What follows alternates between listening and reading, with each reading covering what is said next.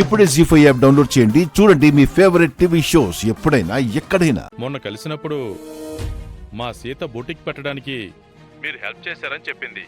చాలా థ్యాంక్స్ అమ్మా. అలా మాట్లాడతారేంటన్నయ్య? సీతకు నేను సాయం చేయకూడదా? తనేమైనా పరాయిదా?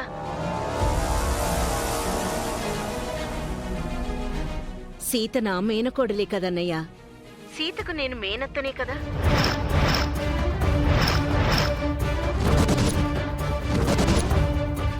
మేము అత్త కోడలమే కదా.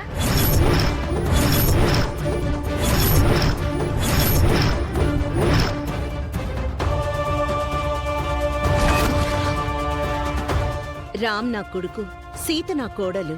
వాళ్లతో నేను చాలా సంతోషంగా ఉన్నానన్నయ్య.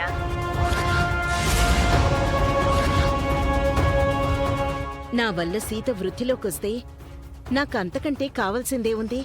నా కొడుకు కోడలు సంతోషంగా ఉండడమే నాకు కావాలి. దానికోసం ఏవైనా చేస్తాను.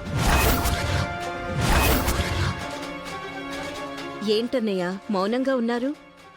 రామ్ నా కొడుకు, సీత నా కోడలు అన్నందుక? అది నిజమే కదా.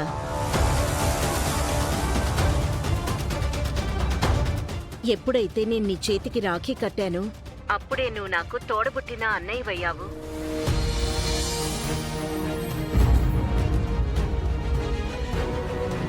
సీత నా మేనకోడలైంది. సీత భర్త రామ్ నా కొడుకయ్యాడు. మనం బంధువులం కావడానికి రక్త సంబంధం అవసరం లేదన్నయ్యా. రాఖీ బంధం చాలు. నేను వరుసకి మిమ్మల్ని అన్నయ్య అని పిలుస్తున్నాను కానీ ఒక్కోసారి నాకేమనిపిస్తుందో తెలుసా అన్నయ్య? నేను నిజంగా నీ సొంత చెల్లెళ్ళైతే ఎంత బావుండు అనిపిస్తుంది.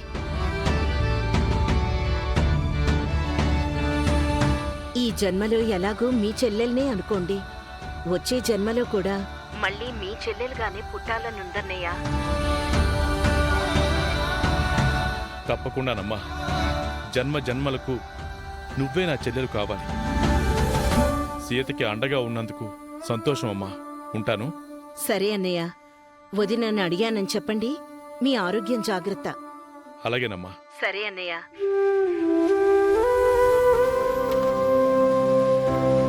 విన్నారు కదా ఆవిడేం మాట్లాడిందో. ఇంకెప్పుడు అలాంటి అనుమానాలు పెట్టుకోకండి. అవును సీత, పాపం ఈ విషయం ఆవిడికి తెలిస్తే చాలా ఫీల్ అవుతుంది. మా టీచరే కదా, ఏమనుకోదు. మేం బయలుదేరుతాం నాన్న. వెళ్ళొస్తాం మావయ్య. మంచిది. బాయ్ అత్తయ్య. బాయ్.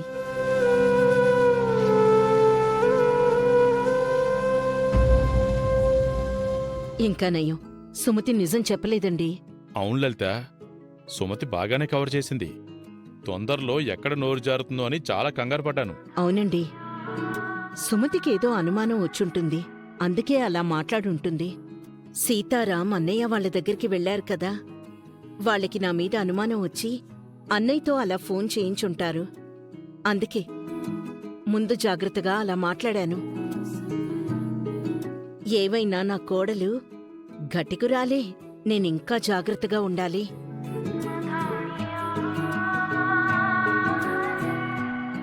జీ5 యాప్ డౌన్లోడ్ చేసి అన్ని ఎపిసోడ్స్ పూర్తి ఉచితంగా చూడండి.